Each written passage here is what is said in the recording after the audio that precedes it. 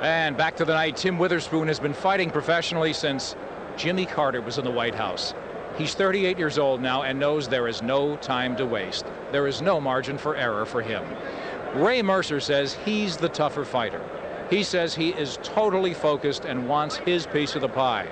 But in this game, you have to go after what you want. And so let's go down to ringside and see what happens next. Here's Jim Lampley. All right, thank you very much, Nick. This is a good enough fight to be the main event on a lot of regular network broadcast cards, not necessarily a pay-per-view. George Foreman, Tim Whiterspoon isn't the first heavyweight we've seen, like fine wine, getting better with advancing age. It's happened a couple of other times in the division. But at age 38, almost 39, what is it he's doing right now that makes him look so good, and how long could it last? Well, you can go on as long as you believe in yourself. People say the only thing that'll you can believe that you're not young is when you don't have any more bills to pay. He's got bills, so he's better stay young. This guy is evidently taking care of himself. He's a strong puncher, so a lot of his fights end by way of knockout. If he continue that, he can last for a long time. But believe me, I was fighting when Lyndon Johnson was president. He had the long legal battle with Don King, and a lot of people gave up on him. He was out of the ring for a long, long time. Maybe that's now an advantage because, like, say, a Marcus Allen, he's a relatively lightly raced thoroughbred in there.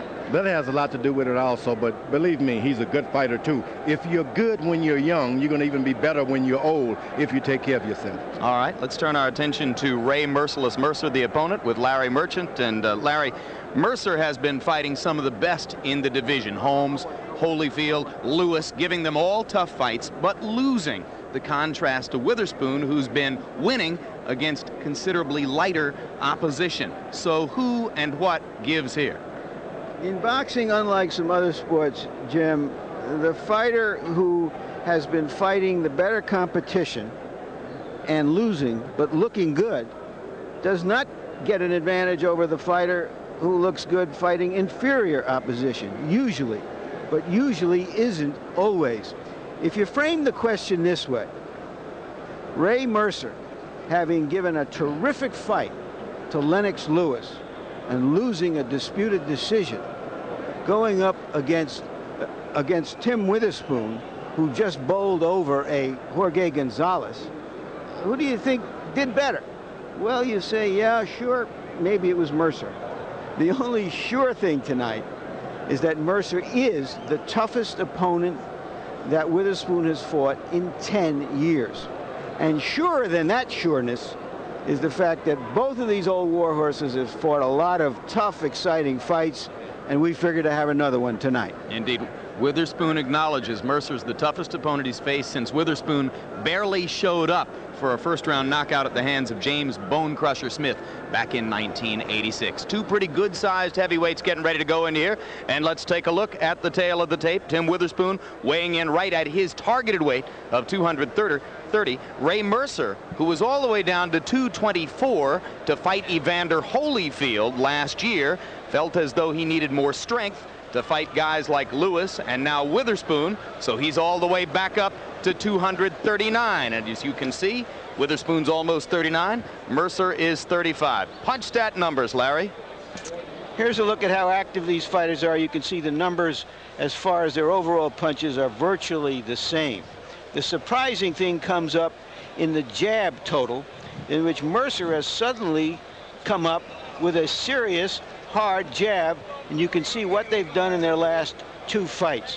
Whiterspoon, however, is a very good defensive fighter and usually makes his opponents land a much lower rate than they do against other fighters. Rules of the bout will be the same as those for the fights you've already seen tonight. If there's a rules interpretation necessary, we can bring Harold in to cover that. Meanwhile, let's bring Ray Mercer into the ring. Third consecutive fight versus former heavyweight champions. You saw the names of those that preceded this one, and the interesting thing about Mercer is that he has stayed relatively close to the top of the division, at least in terms of matchup and to a certain degree in terms of income, while failing to win a fight for the past 3 years. He's a big, tough guy who comes to fight.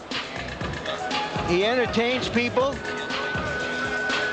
He is a hurdle that a lot of people want to get over, feeling that they can beat him. His luck almost changed against Lennox Lewis. Maybe it will change tonight. Strong performance against Lewis. A lot of ringside observers felt that perhaps Mercer was entitled to that close decision instead of the former champion Lennox Lewis. And in that fight, Mercer showed a dramatically improved jab and more boxing technique than has sometimes been associated with it.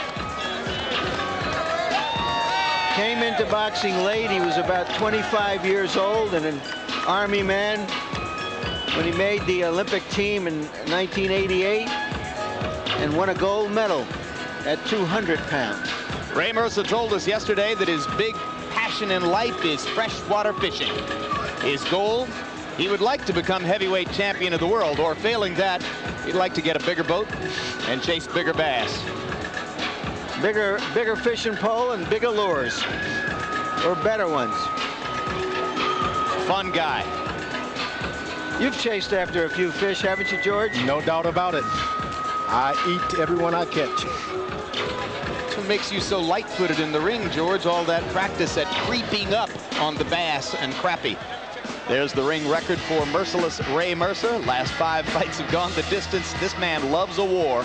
23 wins, 4 losses, 1 draw, 16 KOs. And as always, when you see the fighters' records tonight, they are being brought to you by The Ring, the Bible of boxing.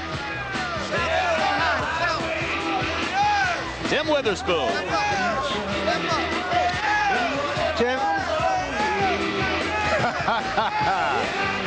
Tim is one of the more likable fighters on the beat.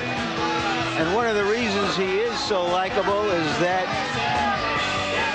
unlike a great many fighters who have complained that Don King stole their money, he put himself on the line, took King to court, and won about $1 million settlement. Well, we told you Whiterspoon was relatively advanced in age, but he's not old enough, really, to be using Born to be Wild as his theme song. That song, George, is from your teenage years. Yep. Steppenwolf. You are a rocker, aren't you, George? You better believe it. A relentless rocker. How many Dylan CDs? Yeah, I know you have a lot of Bob Dylan CDs, don't you? That's true. Revealing trivia about George's life when here. you're getting into the ring. Lyndon Johnson and Bob Dylan. Rainy day women. And the record for Tim Whiterspoon, 45 wins, 4 losses. Former 2-time heavyweight champ. He held those belts back in the early and middle 80s during the transition out of the Larry Holmes era in the heavyweight division. He's always had a lot of talent. Let's go up to Michael Buffer for the pre-fight introductions. Ladies and gentlemen, by way of Caesars Atlantic City, main events and Dennis Rappaport Productions, in association with your undisputed king of beers, Budweiser, present the co-featured bout of the evening, sanctioned by the New Jersey State Athletic Control Board, Boxing Commissioner Larry Hazard Sr. All officials will remain the same, except the timekeeper for this bout will be Earl Curry. Your 3 judges scoring this contest on a 10-point must system are Calvin Claxton, John Potteray, and Paul Venti. And when the bell rings, the man in charge of the action, Tony Perez. And now, ladies and gentlemen, 10 rounds of boxing, of world-class heavyweight boxing. Introducing first, fighting out of the red corner, wearing white trimmed with black and weighing 235 pounds. His professional record, 45 victories, including 30 knockouts, with only 4 defeats. And he has earned 2 world titles. From Philadelphia, Pennsylvania, ladies and gentlemen, introducing the former 2-time heavyweight champion of the world, Terrible Tim Whiterspoon.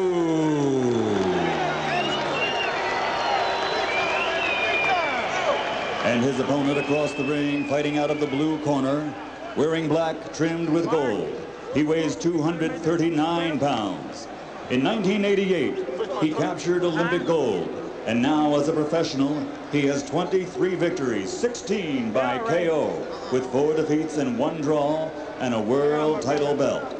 He fights for the Mark Roberts Worldwide Organization from Newark, New Jersey. Here is the former WBO World Heavyweight Champion, Merciless Ray Mercer.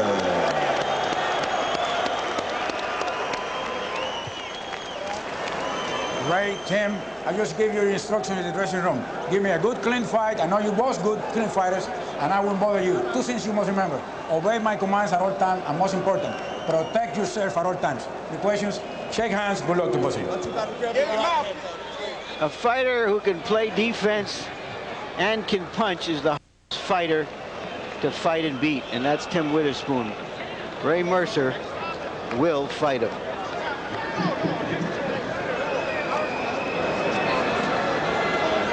Well, George, this should be a commentary festival for you.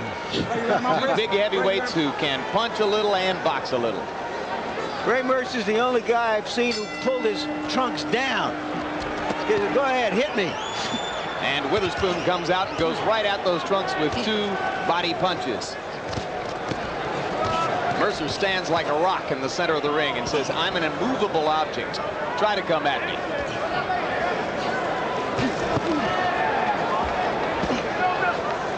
Mercer should try to establish himself earlier with a little boxing technique. Whiterspoon can have trouble if you box him and be conservative with your energy. Step back and he throws these overhand rights. Stay close. That's it. Whiterspoon's overhand right looks a little unorthodox, George. He kind of loops it over the top, but he does generate some power with it, and he loves to go wide with those body shots. Yeah, but you can really counteract that by staying close. He needs room to throw that overhand right, especially when you're leaning on the ropes. He'll step back and then do it. But if you jab him, don't put too much energy into it to give him the thought that, hey, you're going to be tired in the next few rounds. Just jab him. You can win every round. Mercer should concentrate on that. Whiterspoon trying to establish the jab up the middle, the body shots from both sides. Okay, push him out, come on. Sometimes throwing body punches to big guys like Mercer can take a lot of energy from you because they just stay there. Mercer driving a right hand over the top. Pretty conventional style, Ray Mercer. He likes to set up behind the jab and just try to land the right hand. Doesn't dodge too many punches, doesn't have a lot of head movement, got a granite jaw.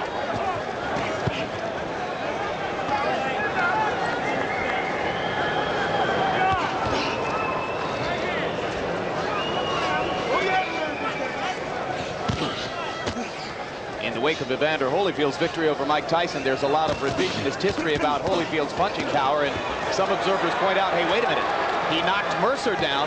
That should have told us something. No doubt about it. Very good. Mercer can take a good lick and keep ticking.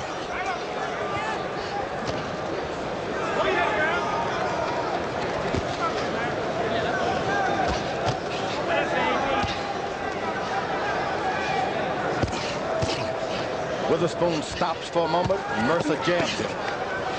Whiterspoon is the taller guy. He should be establishing the jab supremacy. Whiterspoon in love with body punching in this first round and using it to good effect.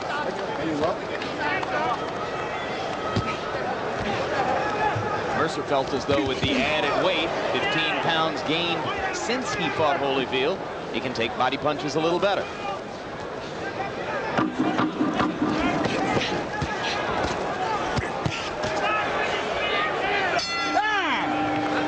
First round comes to a close in Tim Whiterspoon versus Ray Mercer, and Andrew Galata has his left hand taped, looking to throw jabs and left hooks with it as he gets ready to go into the ring for the second time against Riddick Lamont Bowe. Still to come, our main event and the next bout on the card. Around that body, son, move your head. Okay. Don't just stay up. Don't just stand and wait for him to get off. Move your head a little bit. Okay. Once in a while, you can step back and let him move, use his own legs, and then counter. Okay. Breathe deep now.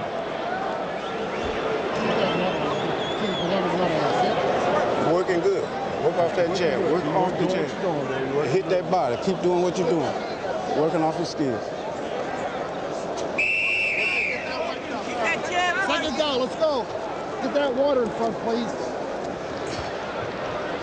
By punch stat numbers, a phenomenal connect percentage for Witherspoon in the first round, who landed 26 of 35 power shots, 74%, 47 of 69 punches overall, 68%, underlining the point we've made previously, which is that Ray Mercer is one of the most willing targets in the business.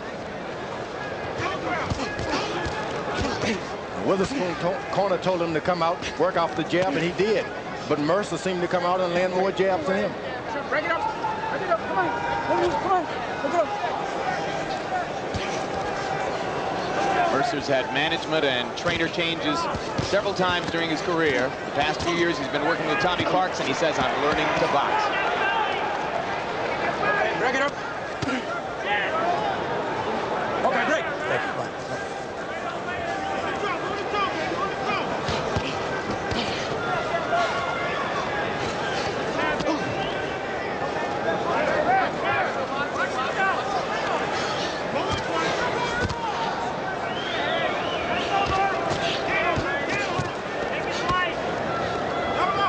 Mercer's established, hey, I'm the one making you move. That's an early advantage for Ray Mercer.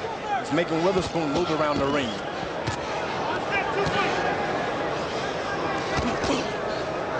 And he's doing by way of an effective jab.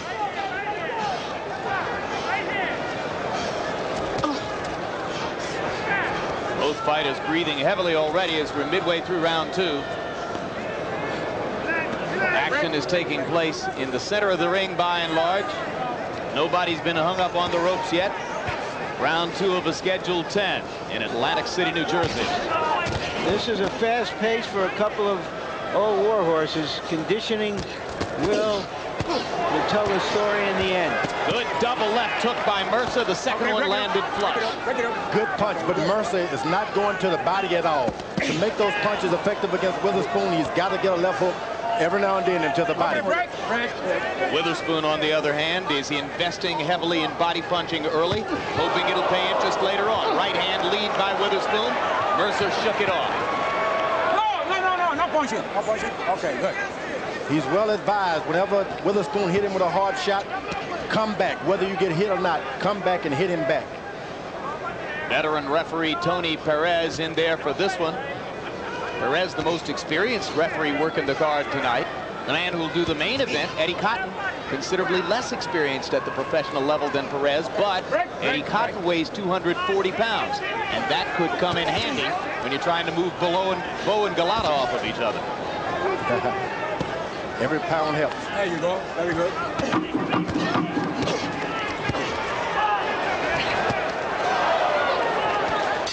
Trade right hands in the last 10 seconds of round number two. It hurts just watching them.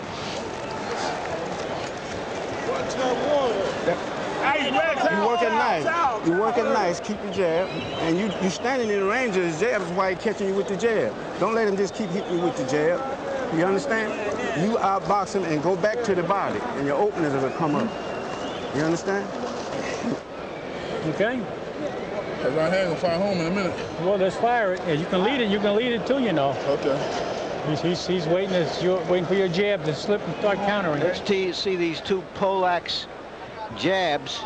Boom, boom, boom. How'd you like to stand in with these kind of guys, George? I wouldn't like it very much at all. Wouldn't be fun, you don't think? Not at all. I mean, they're not running away from you. No, this is what fighting was meant to be. Would you consider doing it for money, George?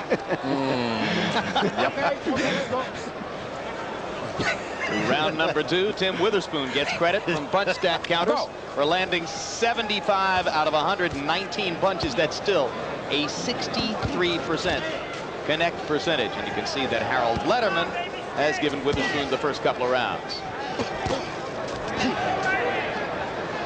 The Witherspoon corner told him to move around and jab a little bit, and then open up for the hard shot. Mercer's corner has told him to even lead with a right hand if he wants to.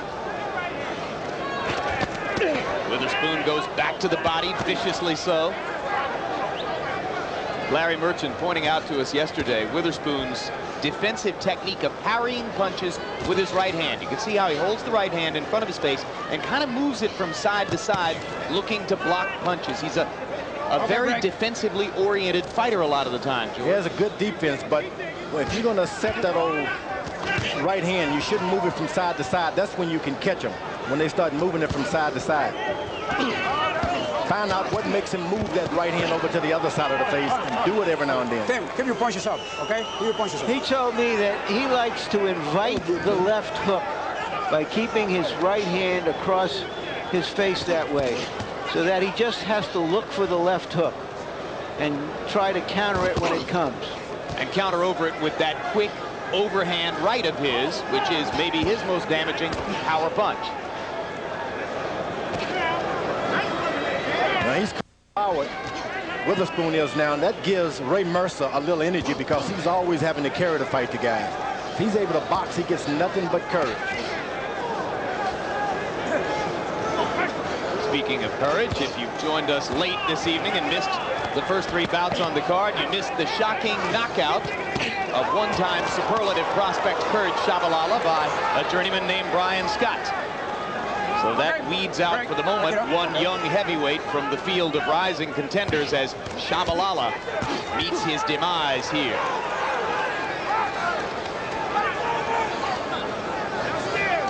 All right, break.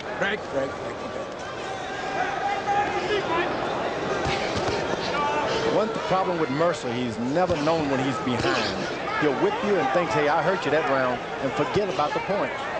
He loses a lot, not because he's not the better fighter. If this goes on for 10 rounds, both of them will sleep for about a month.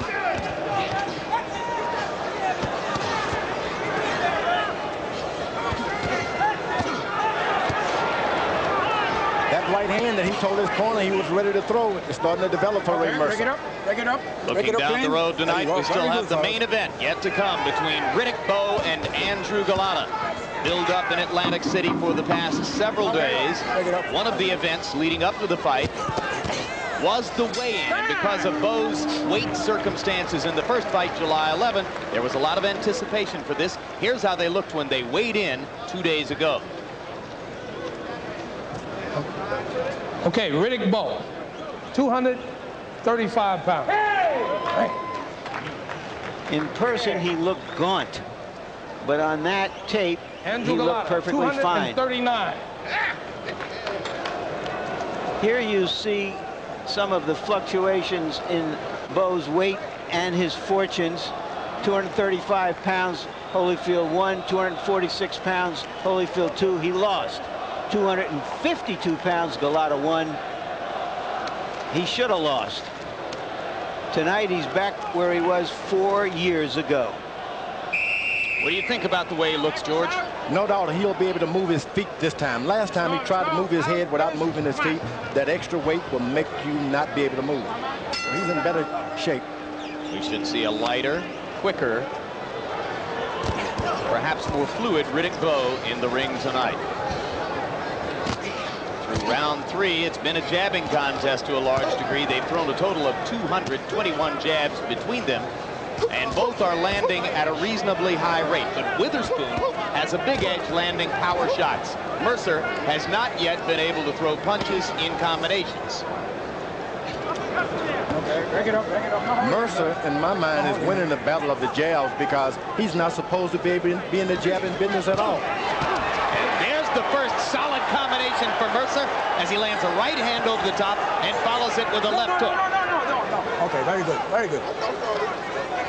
Mercer almost looks impervious to those body blows. Are they really hurting him, George? Sometimes some guys, because they have this little pouch, they expect for you to go to the body, and it doesn't hurt them. And you can see he's been hitting the body a lot in his career, and he just doesn't seem to do the work that needs to be done. Witherspoon allows Mercer to just stand still. Doesn't make him use his legs at all. We always say with head punches, George, if you can see the punch coming, you got a much better chance to take it and weather it. Is that true with body punches as well? Stop punching. Yeah, not so. The body punch you catch does this damage. There's Even no doubt if you're about watching it sail into your ribs. Even if you watch it, sometimes it's like, Boy, I messed up.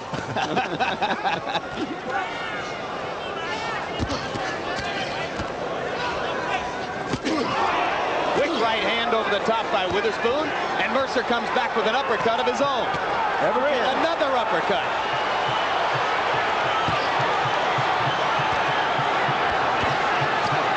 Round 4, an awakening for Ray Merciless Mercer, who's doing some work against Witherspoon with power punches in this round.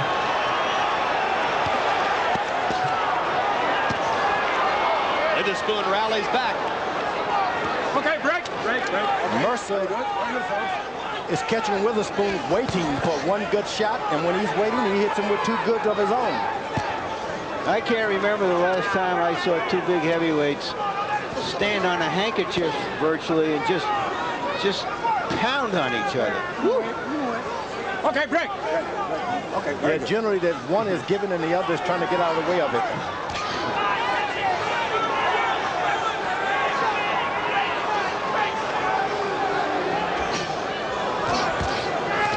Can you believe Ray Mercer is fainting? Well, it's been a long time coming, hadn't it? Okay, break.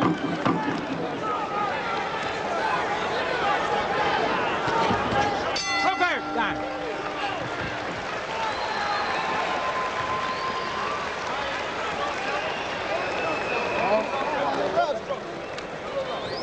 Hey,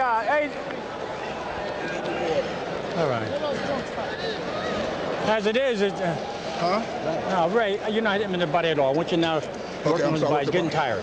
He's getting tired. When you hit him with 2 jabs, you can take that right hand to the body and take that hook back to the body. Okay. You got more injury than he's got now. You understand? Now I'm going to put a little cold water up there, Ray.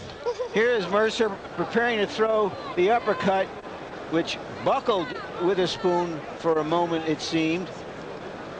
Setting himself up. There it is. Threading it right through that defense. Keep your hands up. That's right. Okay? You're doing good. That's like it's like a pass being thrown right into coverage. You heard that whistle. You got to get up, pal. Come on.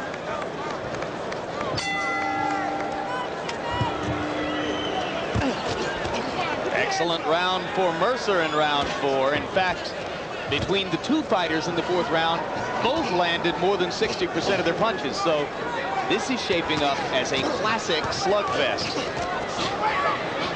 Quickly, Harold Letterman, how do you see the first 4 rounds? Larry, 39-37, 3 rounds to 1. Terrible Tim Witherspoon. I thought Ray Mercer was fighting a lackadaisical fight, even though he was trying in the first 3 rounds. But suddenly he opened up in the 4th round. I mean, really opened up and punched like he should have been punching. He clearly won that 4th round. He's coming back. We have the same score, Harold, but I wouldn't call what he was doing lackadaisical. I'd find some other word for it. Hard right hand landed by Mercer. Witherspoon counters twice to the body. Then big right hand over the top as he's looking at referee Tony Perez. I have to say, Ralph, if you won't help me, I've got to help myself. Talking about a feint, George. I think Mercer might have taken a look at the referee when Tim did, and Tim just whacked him. He ambushed him, George. That's exactly what happened. Couple of cagey fighters in there, particularly Witherspoon. Ray Mercer told us yesterday he thinks he has to win the fight by a knockout. He said he thought that the chances were slim he could score a decision over the technically superior Witherspoon. And he's trying to knock out a man who's only been knocked out once previously in his career, that on the night when he really wasn't mentally there for his matchup with Bone Crusher Smith in Madison Square Garden. This is Tim Witherspoon's 18th year as a professional prize fighter. Again, you see the quickness of Witherspoon's right hand when he goes up top. Okay, break.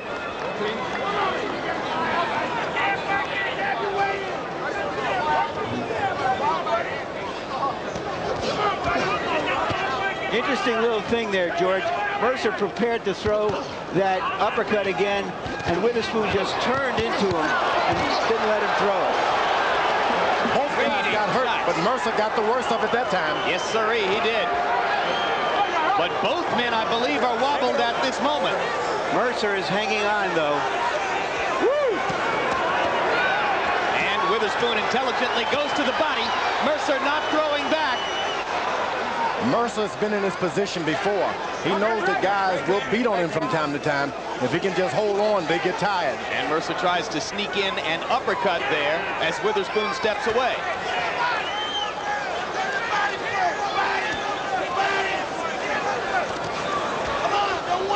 Okay, break. Mercer paints Witherspoon with a counter left inside as Tim was stepping in. So Mercer seems to be shaking off the cobwebs now as he uses the ropes to help him, with round 5 coming to a close. No punching.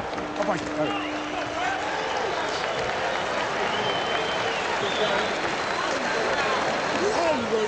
Good work, but keep working the body.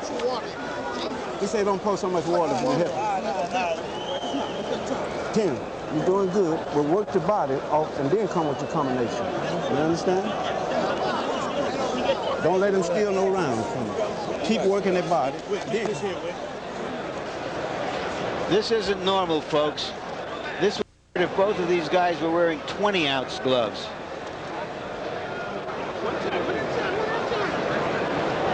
There you see Witherspoon take a look at the referee and then follow through with that really big right hand. Mercer coming back. Something's got to give. It may be me. Let's go, let's go. Well, you're looking at two guys who in the 5th round couldn't miss. I don't think I've ever seen numbers like this before. By punch stat computations in round 5, they both landed over 70% of their punches. They can't miss. Mercer comes back with a jab. Whenever he jabs, Witherspoon seems not to know what to do. And there's the uppercut again inside for Mercer, and he snaps Witherspoon's head back with a left jab. So Ray Mercer has decided to establish himself early in round 6 and let Witherspoon know that he's still there after that big Witherspoon rally in the last minute of the preceding round.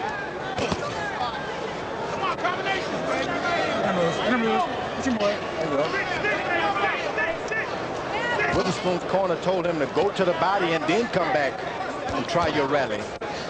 He seems not to be doing that. Witherspoon's trainer, Whit Lowry, stayed with him through all of the lean years while Tim was virtually exiled from the ring during his long legal battle against Don King. Whenever Ray Mercer catches Witherspoon waiting, he takes advantage of it. And when you want to go to the body, you try not to hurt your hands, and that will cause you to wait.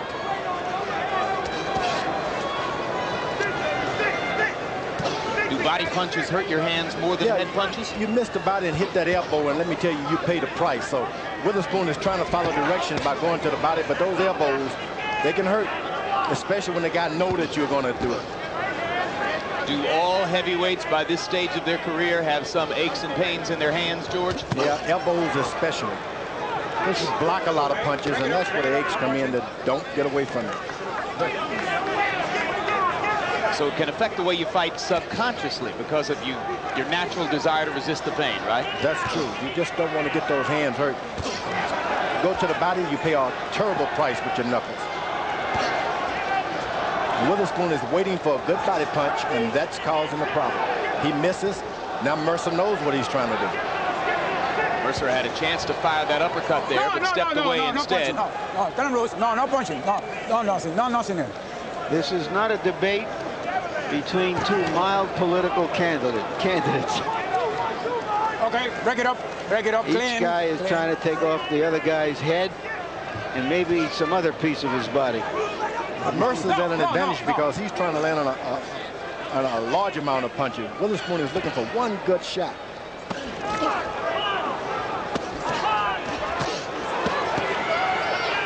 Witherspoon with a little counter left that landed inside there, and then as Mercer tried to come back with a combination, terrible Tim Witherspoon landing to the body again. Okay, I got to go big time now, boy. Put that over your shoulder. You got to go big time. Huh? You got to go big time. You got to throw punches. Okay. When he hits you and you hit him back, you hit him back again. Okay. Don't let him finish up, Ray. What? Don't be afraid to hit him around that body either, man. Okay. Come on. Come on, now you hit him, and bam, bam, hit him with the right hand, then never came back underneath with the hook. Okay. His arm is on a little more water. And still to come, this man, Andrew Galata, in his second chance at stardom. He gave the first chance away when that lunatic series of low blows caused him to be disqualified against Riddick Bowe in the fight he was thoroughly dominating, winning going away in Madison Square Garden, July 11th. A night of potential redemption for both Galata and Bowe.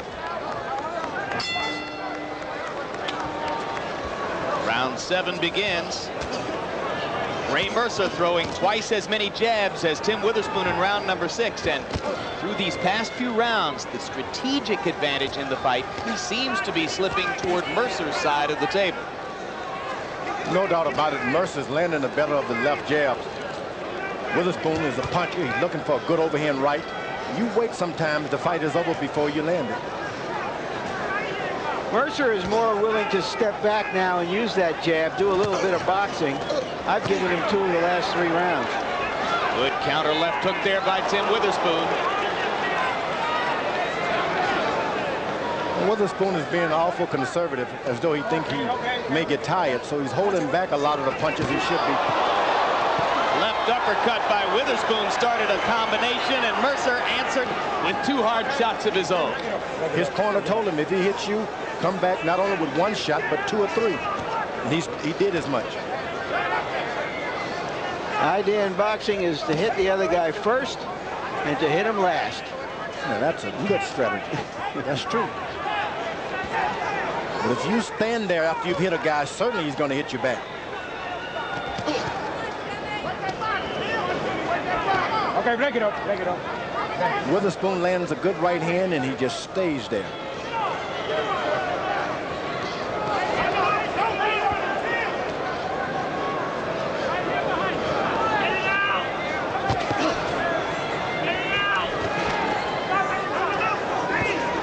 You see, as soon as he lands the right hand, Mercer's able to come back with something. Doesn't move.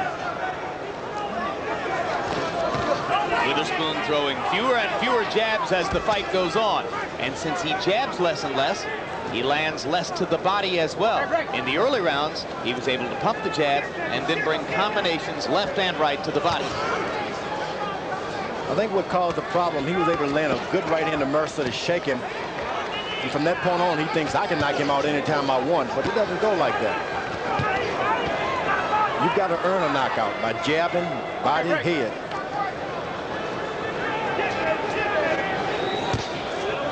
This is heavyweight fighting. That was the best right hand of the night. What a Ray shot. Mercer. Off of a left jab. Well, both guys have proven their ability to take a punch. Well, Whiterspoon uses that right hand to cover up, but you got to stay close. You can't do it from afar off to give the guy, it's like a baseball pitcher. He'll come in, and whether you cover it up or not, he'll hurt you. You got to stay close with that defense.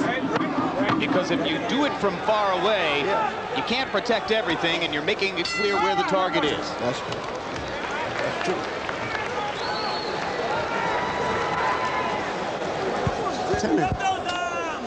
This the 8th round coming up. You got to put it in. If the fight is about even, so now what you Ain't about fucking you. Okay, I just want you to win the next 3 rounds. Okay, win the next 3 rounds. Okay, win the next 3 rounds. Okay, all right. Win the next 3 rounds. Both of them looking to throw hard punches still. Left underdog, left uppercut, and here's the right hand punch that George called the best Mercer punch of the fight. The fight is getting more even.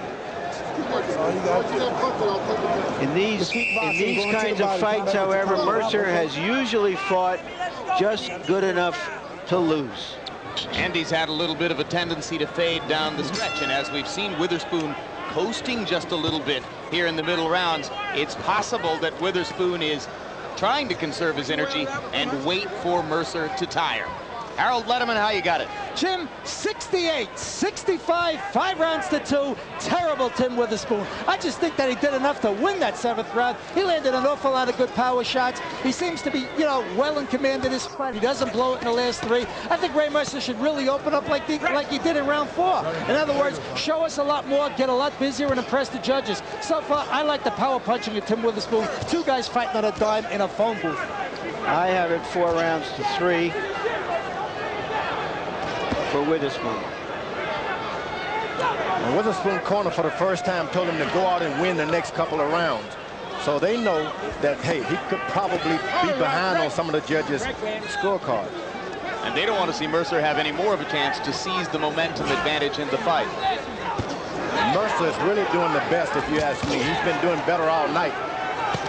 Witherspoon had a chance to finish him and let him off the hook.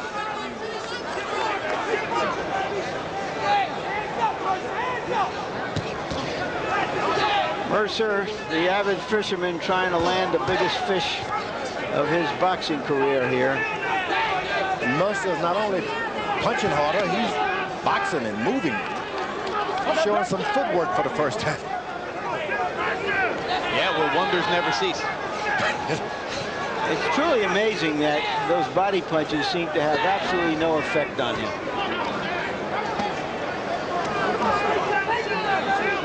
Well, he came out of the Army, and he is in many ways a tank.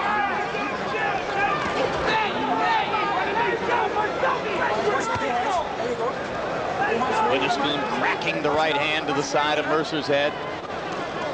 That's what he's been doing all night, cracking the right hand, but never coming back with a good left hook, just depending on one shot every now and then.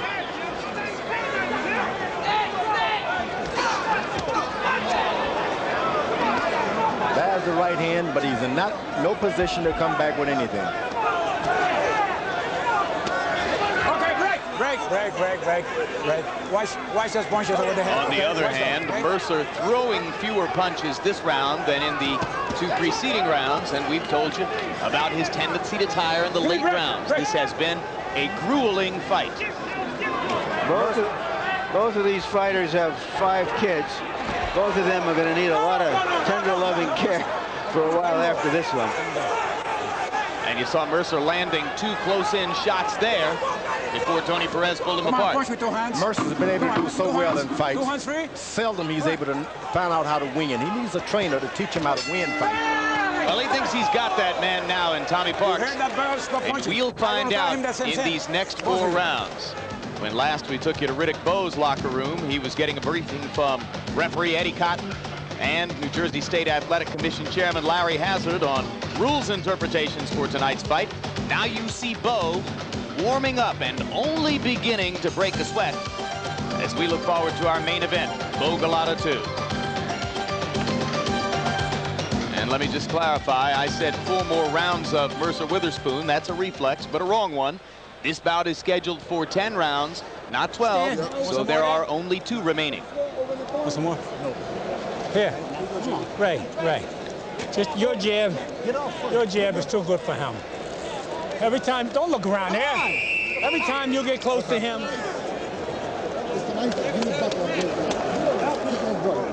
You gotta go, bro.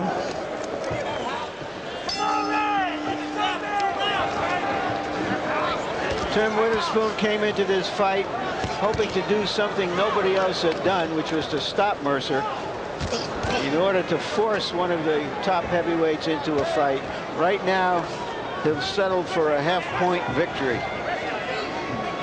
In round 8, by punch-stat numbers, Mercer out through and outlanded Witherspoon. You can see that Harold Letterman gave Mercer the round, so the bout gets a little bit closer, at least in terms of the way our scorers are viewing it. Witherspoon should now stop going to the body and try to get this guy out of here. Keep your punches up now.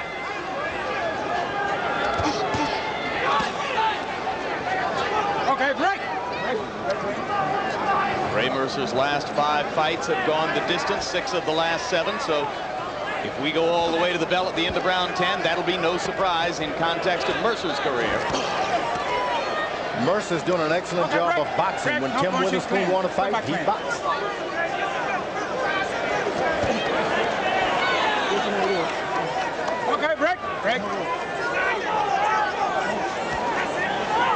If you're looking across the ring, you can spot Evander Holyfield seated with his good buddy Donald Trump. We expect to have a chance to chat with Evander in the time between now and the main event, Bogalata 2.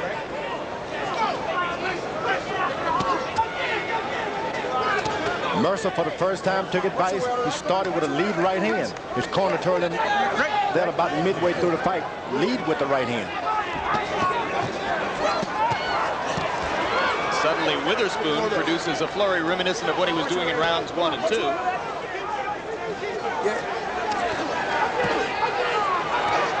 And Mercer says, well, let me show you one of my combinations. Mercer is doing a better job of throwing combination. Witherspoon throws the right hand and looks. Throws the left hand and looks.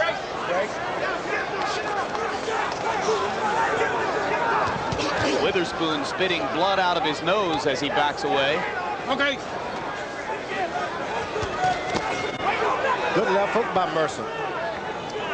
Kind of a hooker cut. Come on, let me see. Push your way out of that. There you go.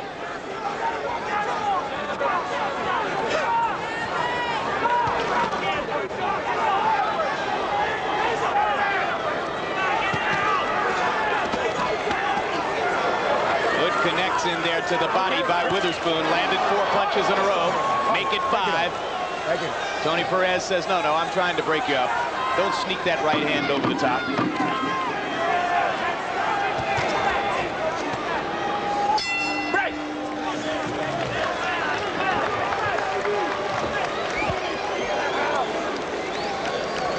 Last round, Tim.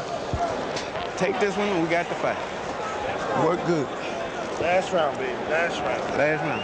You did good that round. You look good. Keep hitting that body. You look good when you come off the body. Last round. You just bend your knee. Bend your knee and hit him back, okay? You bend your knee, the right hand will go over the top of your head. Just bend like that and punch. Okay. Come on, baby. Hit him first, man. He will never hit you back. Okay. Any rest after this one? Huh?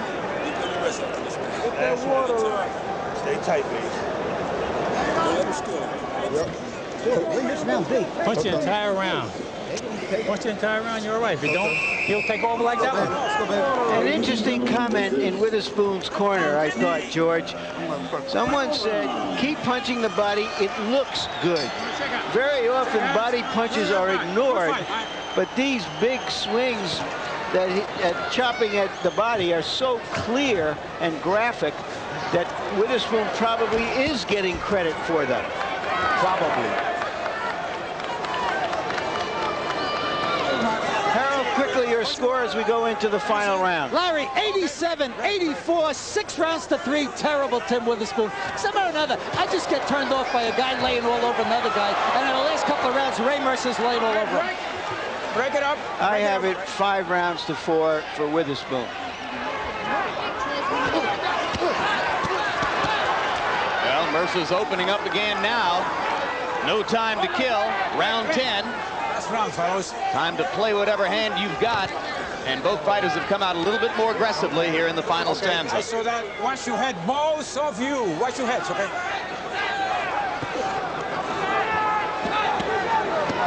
No. Let him go. Boy, that referee is in good shape.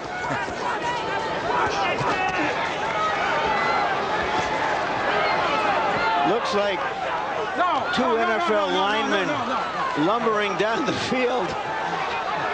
But boy, they're just going at each other. And if I had a hat, I would sure tip it to them. You don't often see this. Well, we had a tough fight to score last Friday night in Reno between Montel Griffin and James Toney. And I get the sense that this could be a tough fight to score also. George Foreman seems to see it a little bit differently, for instance, than does our Harold Letterman. 3 judges at ringside trying to figure out who's gotten the better of whom in a pitched battle between Ray Mercer and Tim Witherspoon. With a lot at stake, the winner can look forward to at least another big paycheck or 2 in the heavyweight division. Both expressed a desire to get the winner of the Bogalata match. That'll depend on circumstances beyond their control. Ray Mercer has done an excellent job in this fight. If he can avoid being knocked out, I can't see the judges going against him because he's been the aggressor, and when he's had to, he's shown a better left jab. But who am I? Witherspoon was caught waiting for a big shot for most of this fight. He landed a couple good ones, but not enough in my book. Come on, break yourself up. Punch your way. Witherspoon had the edge in activity and certainly in punching accuracy through the early stages of the fight. But he slowed his pace. And Mercer tried a couple of tactical wrinkles that seemed to help him as he went along.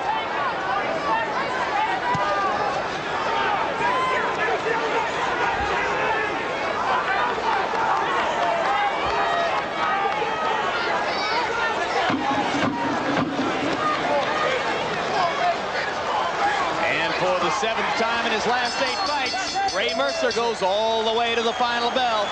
My eyes tell me this is as even a fight as you could see. I'd be very happy with a draw, and maybe everybody else would. I would too. Well, history tells you that Ray Mercer loses a close decision. Yeah, my scorecard gives it to Witherspoon by a tick. Let's see if history is borne out here.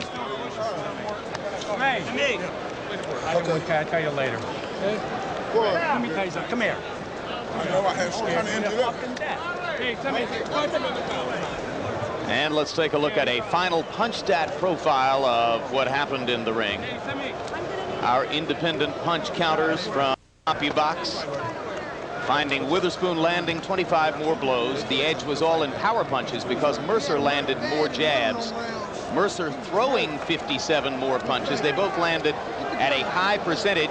Mercer's edge in jabs accelerated as the fight went on. He threw more, landed more. They both landed at a very high percentage. Like I said, George, pretty tough fight to score. I wouldn't want to be a judge, no doubt about it, not in this fight, because they were both good fighters. They both gave a good show. And they both did their thing. I mean, Mercer showed you some resolute will, some power punching, a little of his newfound boxing skill late in his career. Witherspoon showed you that unorthodox style, his willingness to go to the body, the sneaky overhand right, his ability to counterpunch. So there was something there to be said for both guys. Both guys did well as far as I'm concerned. Witherspoon looked great. And, of course, Mercer did great. All right, to settle the suspense, let's go up to Michael Buffer for the official decision. Ladies and gentlemen, courtesy of Caesars Atlantic City, we go to the scorecards. Paul Venti scores the bout 97-93. Calvin Claxton scores it 97-91. And Joseph Pasquale scores the bout 97-93 for the winner by unanimous decision, Merciless Ray Mercer.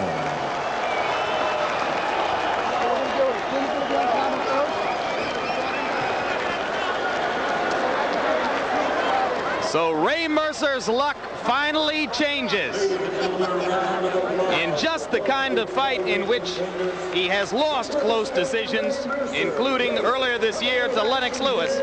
Mercer finally gets the nod from the judges, as he did from our George Foreman at ringside, and ekes out a unanimous decision over Tim Witherspoon, and you might see it at this moment as the biggest win of Ray Mercer's career. 97-93, 97-91, 97-93, a pretty solid win by those judges' numbers for Mercer. Let's go to Larry Merchant in the ring. Okay, Ray Mercer, congratulations. This is the kind of fight you usually lose. What was the difference? I think this time, Game a fair shake. That was well, I say this time, me and Tim is a world-class fighter. I think he's #1 out there, and I think I beat the best tonight, and it wasn't easy.